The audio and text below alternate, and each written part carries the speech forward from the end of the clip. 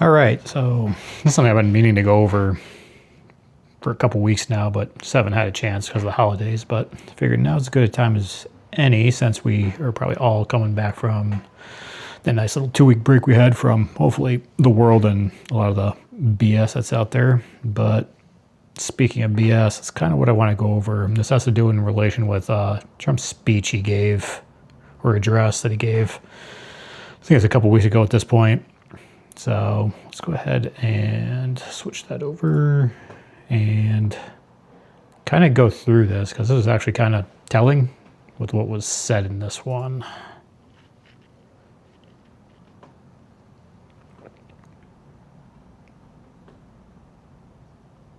When I took office, inflation was the worst in 48 years, and some would say in the history of our country, which caused prices to be higher than ever before, making life unaffordable for millions and millions of Americans. This happened during a Democrat administration, and it's when we first began hearing the word affordability. Yeah, it may have been one of the first time we were really hearing it and feeling it, but don't forget the CARES Act, the first one under Trump's first administration, helped get that ball rolling in terms of inflation and money printing. So, bullshit. Our border was open, and because of this, our country was being invaded by an army of 25 million people, many who came from prisons and jails, mental institutions, and insane asylums.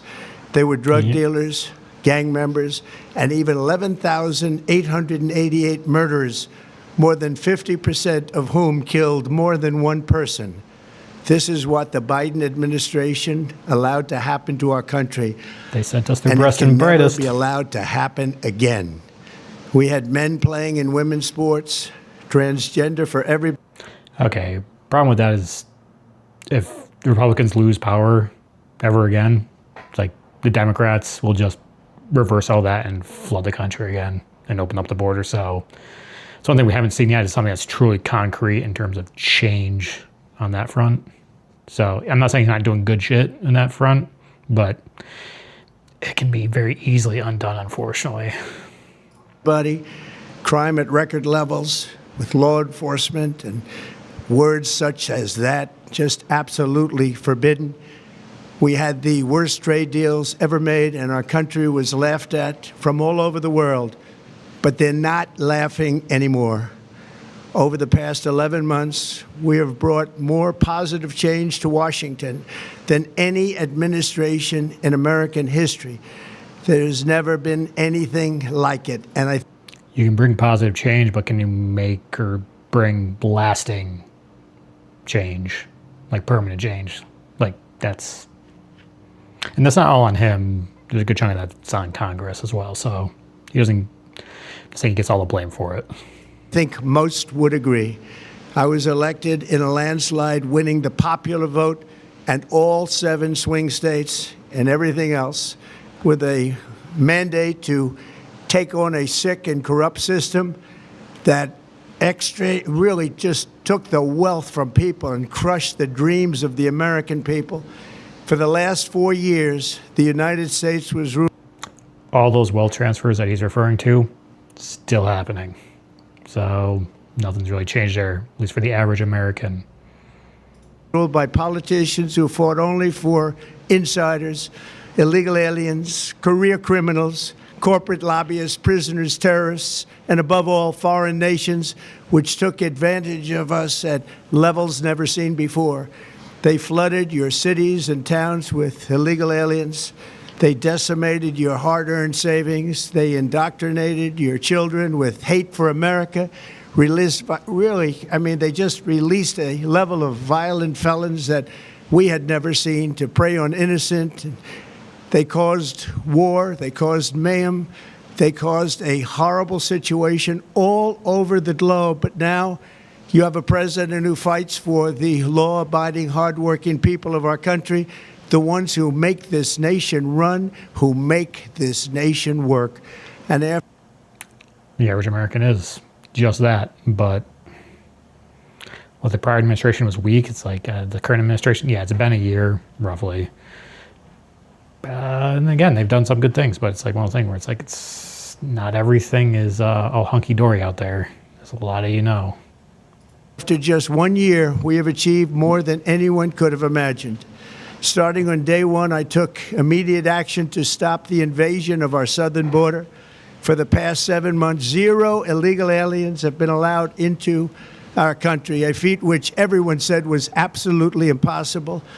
Do you remember when Joe Biden said that he needed Congress to pass legislation to help close the border?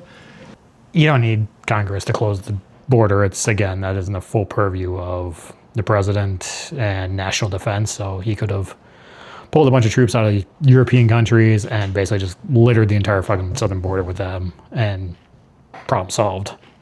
You're not going to be rolling through, again, thousands of troops constantly at the border, but we both know, especially, I think the Democrats have thrown a hissy fit about anything before. Just wait, like do something like that and watch how unhinged the Democrats become, both on the federal level and specifically in like states like California, right along the border. They will lose their minds. He was always blaming Congress and everyone else. As it turned out, we didn't need legislation. We just needed a new president. We inherited the worst border anywhere in the world, and we quickly turned it into the strongest border in the history of our country. In other words, in a few short months, we went from worst to best. We're deporting criminals, restoring safety to our most dangerous cities. Just take a look at Washington, D.C. It's at levels of safety that we've never seen before. And they decimated the bloodthirsty foreign drug cartels. We did that all by ourselves with our people, and we're so proud of it because they were poisoning and destroying our population. They still are. I mean, yeah, stuff with Venezuela, blowing up narco boats and stuff like that. It's like, okay, that's helping, but the cartels are still operating in, again, several Central and South American countries and still more or less doing the same thing. They're changing their tactics a little bit, but largely they're still running unopposed on their home turf, which is the real problem. You got to bring this fight to them. And I'm not sure after 20 years in the Middle East, we've got the appetite for that kind of thing. At least the American people don't. Neocons, yeah, probably. Drugs brought in by ocean and by sea are now down 94%.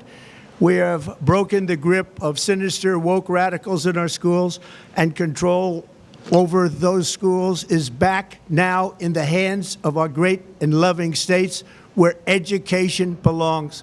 After rebuilding the United States military in my first term, and with the addition we are adding right now, we have the most powerful military anywhere in the world, and it's not even close.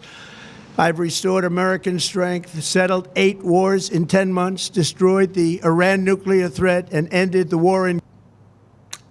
You destroyed Iranian nuclear facilities at the behest of Israel, who didn't have the means to actually do so after the Iranians had already moved whatever fissile material that was there out of those sites.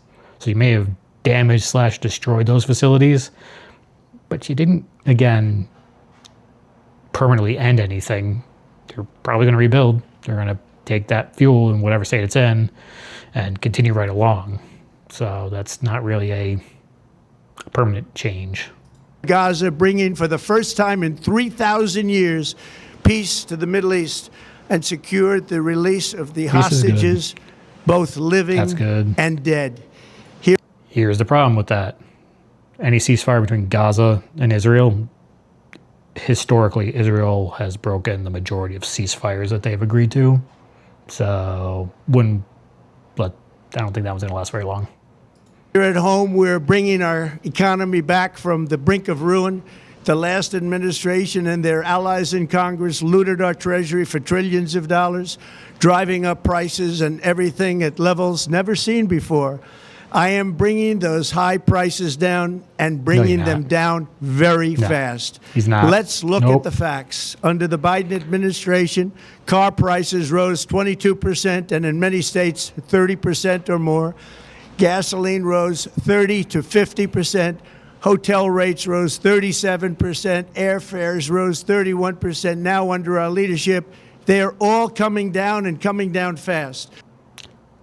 The reason why some of these items are coming down, one, these are government numbers, which take with a bag of salt, because if you believe in the CPI, the official government numbers in terms of the CPI, GDP, and all this stuff, it's like, I got a bridge to sell you. It's one of those things where it's more or less BS. They literally set up the formulas to determine those things so they can be manipulated to get the desired result. Now, that's to say, are some things coming down? Yes, but a lot of that has to do with the fact is, well, people are getting pinched more and more, so they can afford less. Therefore, they have to, again, decide not to purchase certain things, participate in certain activities. And it's really just that simple. So it's more demand destruction, because the cure for high prices is high prices. Because when you charge a high price for something and no one buys it, well, guess what? You kind of need to lower your price. That's how price discovery works. Otherwise, you ain't going to sell it, you ain't going to make any money, and you're going to go out of business. Democrat politicians also sent the cost of groceries soaring, but we are solving that too. The price of a Thanksgiving turkey was down 33% compared to the Biden last year. The price of eggs is down 82% since March, and everything else is falling rapidly. And it's not done yet, but... Another thing, Biden. Yeah, Biden has some responsibility there, absolutely, just like Trump does from his first term. But the purse strings are controlled by Congress. Congress should get the majority of the blame on this. Now, where the president or the executive comes in on this one is, yes, signing off on those omnibus spending bills. How about you stop? Stop. Just tell them no. Tell them to figure it out. They don't need any more money. Boy, are we making progress. Nobody can believe what's going on. Here are just some of the efforts that we have underway. You will see in your wallets and bank accounts in the new year. After years of record-setting falling incomes, our policies are boosting take-home pay at a historic pace. Wrong. Wages are rising very, very slowly, and the gap in between wages and inflation is still massive. Because again, just thinking about the past few years, inflation and the wage increases, again, they're cumulative and they're compounding against each other. So it's really still not looking all that good. Under Biden, real wages plummeted by $3,000. Under Trump, the typical factory worker has seen a wage increase of $1,300. For construction workers, it's $1,800. For miners, we're bringing back clean, beautiful coal. It's $3,300. And for the first time in years, wages are rising much faster than inflation.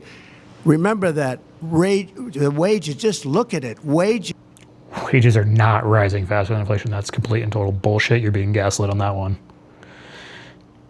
Again, do you think we're going to get any form of deflation? The Federal Reserve, if they even think deflation is possible, they will lose their mind and they will print as hard and heavy as they think they need to make sure that nothing happens. So all the compound cumulative inflation effects that have happened basically all during COVID and now past COVID, like that's all getting priced in. There's no way, like, did you see a 50% increase in your wages? Like, I know for shit I haven't. And that's what it's going to take to really actually get inflation and wages to kind of be closer into alignment. Like, that is total bullshit. Are going up much faster than inflation. How big is that? Very importantly, there are more people working today than at any time in American history, and 100% of all jobs created since I took office have been in the private sector. Think of that, 100% of all. Unless you're Gen Z and college graduate, which has one of the highest unemployments on a generational basis than I think we've ever seen at the start of the career window, essentially. And functional unemployment still probably floating in between 24 and 26% for the entire workforce. So Yeah, no. Jobs have been in the private sector rather than government, which is the only way to make a country powerful and great. This Shrinking government historic is trend good. will continue. Already, I've secured a record-breaking $18 trillion of investment into the United States, which means jobs, wage increases, growth, factory openings, and far greater national security. Here's the thing about that. When it comes to factory openings and things like that, like actually starting and building a new factory, they can pay lip service now and then just never follow through once he's out of office, especially if another Democrat is in the Oval Office. They'll just walk away from that and not make the investment. Why would they? Much of this success has been accomplished by tariffs. My favorite word, tariffs, which for many decades have been used successfully by other countries against us, but not anymore. Companies know that if they build in America, there are no tariffs, and that's why they're coming home to the USA in record numbers. They're building factories and plants at levels we haven't seen, AI, automobiles. We're doing AI is kind of a massive bubble that's probably going to wipe out the stock market, or at least be the thing that causes or triggers the next major decline in the stock market. I'm like, as I said, AI is not cool, and it's like there's a future there. There is. It's kind of like the dot-com bubble all over again, where you have this new technology coming on the scenes. Everyone's kind of jumping on board, making headlines with it to, again, inflate their stock price and things like that. But the real winners in that still are very much yet to be determined. So it's like kind of going to have that crash happen, then see who rises from the ashes or who survives it. And those will be the ones that, again, really see where that goes. Just like, again, what it was with the internet. what nobody thought was even possible, not even remotely possible. There has never, frankly, been anything like it. 1 year ago, our country was dead. We were absolutely dead. Our country was ready to fail, totally failed. Now, we're the hottest country anywhere in the world, and that's said by every single leader that I've spoken to. Hottest country might be a very positive spin on it. We're the least dirty shirt in the dirty hamper. Over the last 5 months. Next year, you will also see the results of the largest tax cuts in American history that were really accomplished through our great, big, beautiful bill, perhaps the most sweeping legislation ever. An omnibus spending bill, which in his first term said, again, you can pull this up on YouTube of him making the speech, I will never sign one of these again. And he's signed a bunch of them since then. So, again, calling bullshit on that one. And here's the problem with those tax refunds. Like, hey, I'm a W-2 employee for a company. So is my wife. Tax refund getting bigger? Yeah, that's nice. But at the same time, what's the point of this tax refund if all of a sudden you blow the deficit out to the point where you have to print a bunch of money and then cause a shit ton of inflation? It's like that inflation will not only take everything you gain from that tax refund and more. So is that really a net win at the end of the day? No, it's very harmful. Because, again, to get the government to spend less money is going to be much harder than ripping teeth out with pliers. Ever passed in Congress. We wrapped 12 different bills up into one beautiful bill. That includes no tax on tips, no tax on overtime, and no tax on Social Security for our. Not sure about the tips and Social Security. It's like, one, the Social Security, like that shit shouldn't be taxed anyway. It's like it was forcibly extracted from you by the government at gunpoint to be thrown into an account that the government uses as a slush fund that doesn't bear any interest. It doesn't get invested, doesn't grow. So it's actually a negative carry because of inflation. It's removing the buying power of every dollar that's forcibly put in there.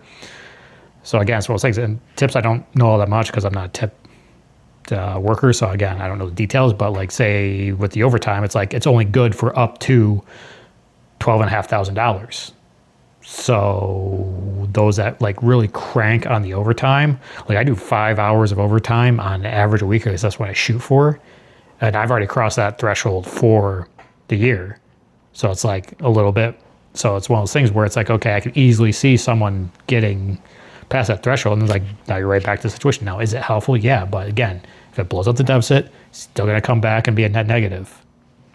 If you're truly for the people, why not just say no tax on overtime, period, no cap whatsoever? Like, please get your fucking hand out of my pocket. That's the big problem. Great seniors.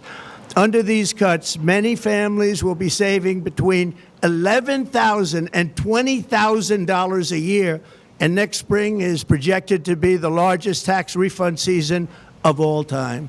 Because of tariffs, along with the just passed One Big Beautiful Bill, tonight I am also proud to announce that more than 1,450,000, think of this, 1,450,000 military service members will receive a special, we call Warrior Dividend before Christmas, a Warrior Dividend. In honor of our nation's founding in 1776, we are sending every soldier $1,776. Zero issues with that. Our soldiers, especially for, again, going in E1 level, it's like you're making absolute dirt pay. So it's one of those things where it's like, I have zero problem with that. Here's a crazy idea. Why don't we cut the salary of Congress and every other elected and appointed position, high-level position in the government by like 10, 15% and boost the pay of, again, not even an officer, just an enlisted class servicemen. And again, they deserve it way more than a lot of these political cretins that we have. Think of that. And the checks are already on the way. Nobody understood that one until about 30 minutes ago. We made a lot more money than anybody thought because of tariffs, and the bill helped us along. Nobody deserves. Again, tariffs, yeah, they work when wielded appropriately. But again, it's like this weird thing. Like, we don't have a deficit all of a sudden. It's like, no, we're still trillions of dollars in the hole. So it's like, what are you talking about, dude? Deserves it more than our military, and I say congratulations to everybody. And by the way, we now have record enlistment in our military, and last year we had among the worst recruitment numbers in our military's history. What a difference a year makes. In addition, I'm doing what no politician of either party has ever done, standing up to the special interests to dramatically reduce the price of prescription drugs. I negotiated directly with the drug companies and foreign nations, which were taking advantage of our country for many decades, to slash prices on drugs and pharmaceuticals by as much as 400, 500, and even 600%. In other words, your drug costs will be plummeting downward, and I used the threat of tariffs to get foreign countries who would never have done it. See how that one plays out, because yeah, he's not wrong about that one, because it's like, what is that? You can get like what they charge, like a hospital charges in one country per se, like a single Tylenol pill is like 10 cents versus like what they charge here is like $10. So it's just like, what the F? Like, again, it's one of those things where it's like, nah, like, you shouldn't be dealing with that bullshit. To pay the cost of this giant dollar reduction, they stopped ripping us off, and it began as of 4 days ago. There has never been anything like this in the history of our country. Drugs have only gone up, but now they'll be going down by numbers never conceived possible. It's called Most Favored Nation, and no president has ever had the courage or ability to get this done until now.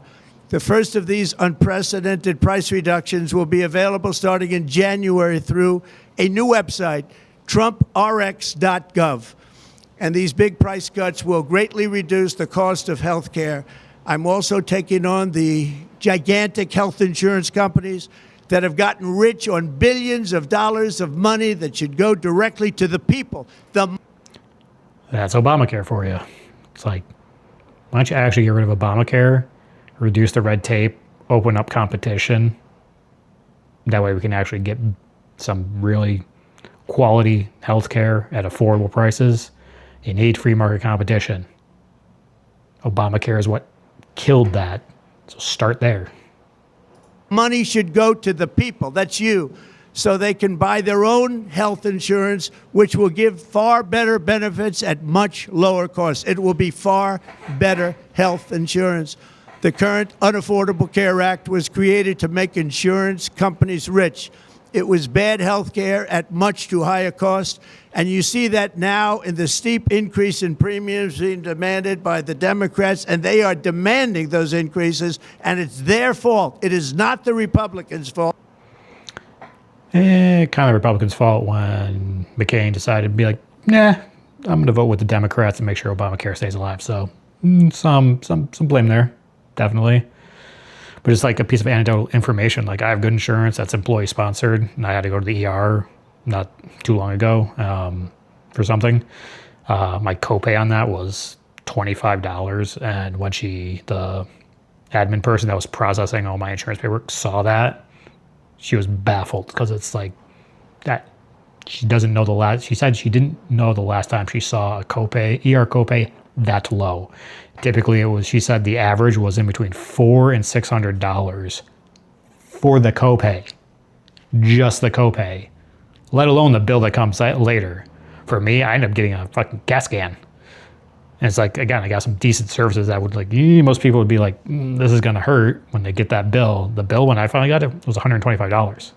So it was like, one thing, I was expecting to pay way more than that. So again, when you have good insurance, it can really make the difference. Because again, right before Christmas, you get whacked with a multi-thousand ER hospital bill. It's like, yikes. Like that's going to suck. Like really suck.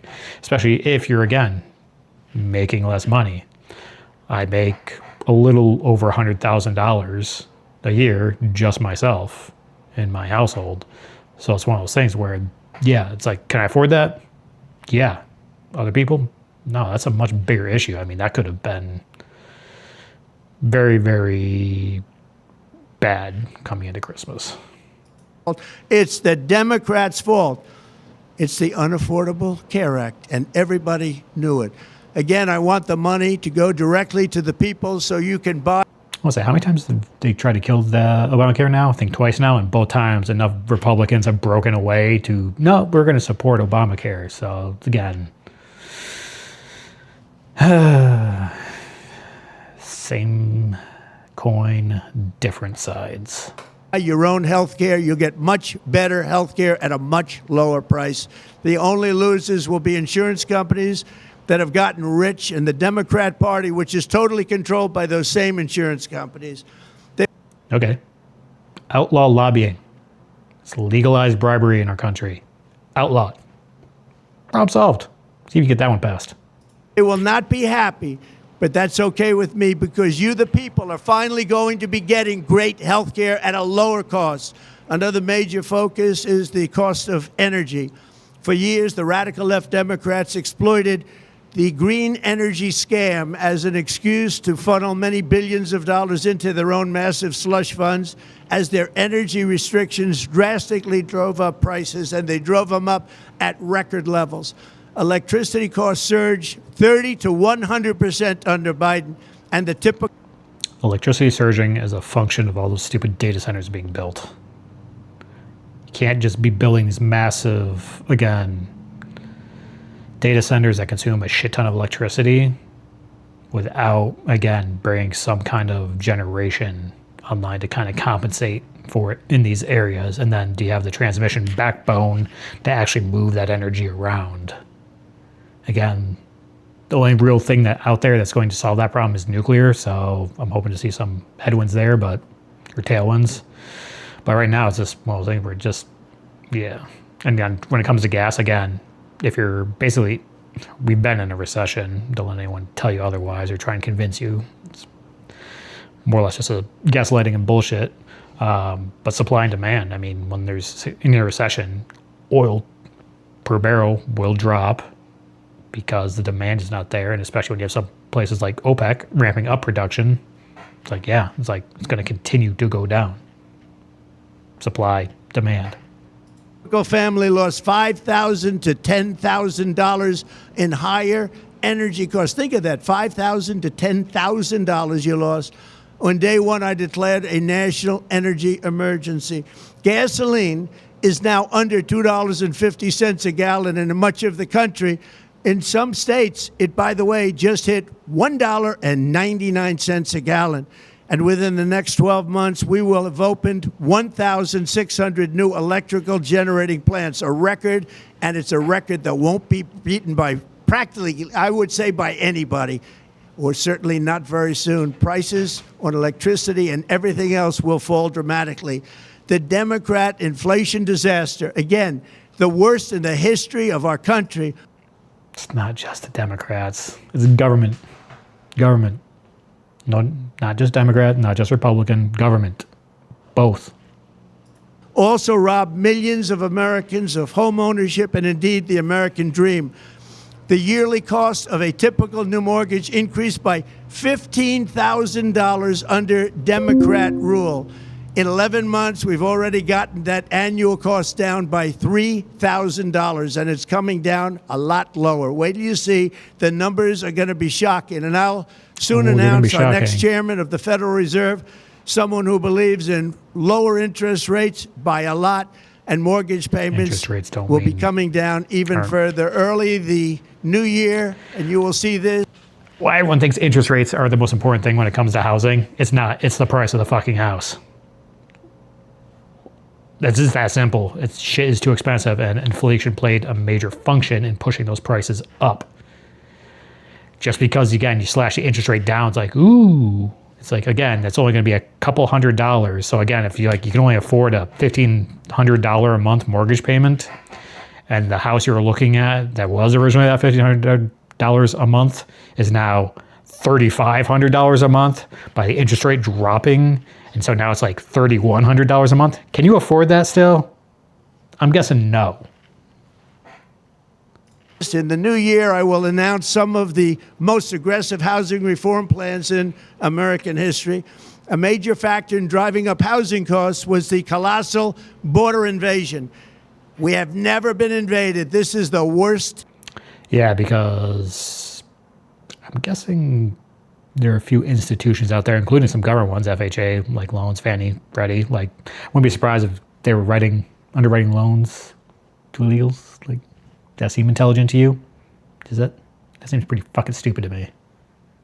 How about this? If you want to buy property in the United States, you got to be a U.S. citizen. Let's start there. Thing that, frankly, in my opinion, the worst thing that the Biden administration did to our country is the invasion at the border. The last administration and their allies in Congress brought in millions and millions of migrants and gave them taxpayer-funded housing while your rent and housing costs skyrocketed. Over 60% of growth in the rental market came from foreign migrants. At the same time, illegal aliens stole American jobs and flooded emergency rooms, getting free health care and education paid for by you, the American taxpayer. They also increased the cost of law enforcement by numbers so high that they are not even to be mentioned. For the first time in 50 years, we are now seeing reverse migration as migrants go back home, leaving more housing and more jobs for Americans. In the year before my election, all net creation of jobs was going to foreign migrants. Since I took office, because the government does not honestly give two shits about the U.S. workforce. They look at us like tax cattle just to extract wealth from. That's it. It's just that simple. 100% of all net job creation has gone to American-born citizens. 100%. In the end, government either serves the productive, patriotic, hardworking American citizen, or it serves those who break the laws, cheat the system, and seek power and profit at the expense of our nation. Look at Minnesota, where Somalians have taken over the economics of the state and have stolen billions and billions of dollars from Minnesota and indeed from the United States of America. And we're going to put an end to it for so long. That's a very interesting situation. Since this is a couple weeks old, Walz pulled out of the governor's race, claiming again he wants to focus on the fraud in Minnesota. I'm suspecting, again, I could be totally off on this, but again, you can't have fraud on that levels without some level of, I would call it criminal negligence at the very least, if not outright participation in it. I'm guessing a bunch of this money that was going, all this welfare and stuff like that, that funneled from the federal government and Minnesota taxpayers to these Somalis was then getting kicked back to political action committees, donor groups, politicians in some way, shape, or form. They were making money off of this for themselves, and they were just funneling it through the Somali migrants and the freeloaders. Let's call it them, that freeloaders. Again, they have no business being in this country. Long as before my election, the vast majority of good and decent Americans were forced to watch as corrupt politicians plundered the halls of power, exploited our taxpayers, and pillaged every system that makes civilized society function. But not anymore, and you see that every day, not anymore. We're putting America first, and we are making America great again. Very simple. We are making America great again. Tonight, after 11 months, our border is secure. Inflation has stopped. Inflation has stopped. Okay. Inflation has not stopped. CPI is not a zero. PCE is not a zero. Like, what are you talking about? Oh my God. Like, no. Like, here's one thing. Like, throughout the entire Trump presidency, this administration, it's like, and going forward, it's like, the last thing you'll ever see is probably deflation. And the only time we will see deflation, probably in earnest, is if something really bad happens, like forced austerity for the government. How do you think that's going to look for us, the American people? You think a recession's bad? Well, let me introduce you to this thing called a depression, because that's what you're going to get. Yeah. No more inflation. Like, wow. Wages are up. Prices are down. Our nation is strong. Nope. America is respected, and our country is back, stronger than ever before. We're poised for an economic boom, the likes of which the world has never seen. Soon we will host the World Cup and the Olympics, both of which I got.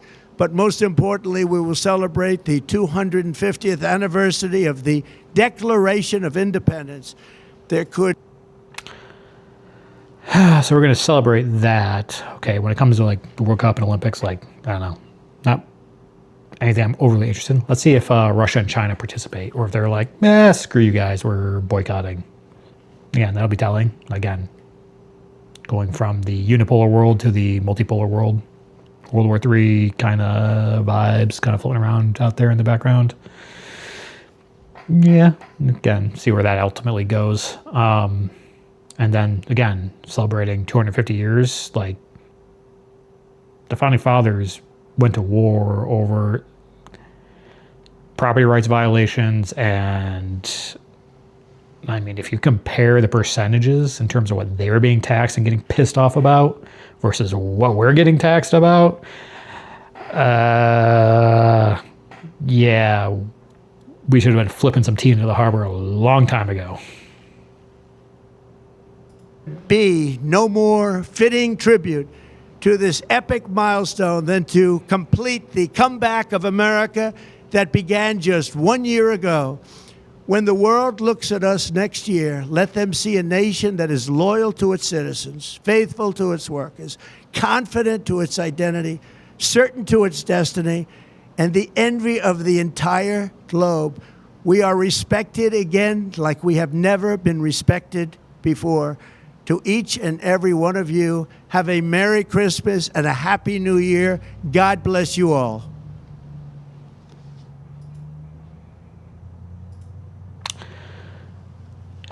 And with that, I would say that it ain't going to go the way he thinks it's going to go.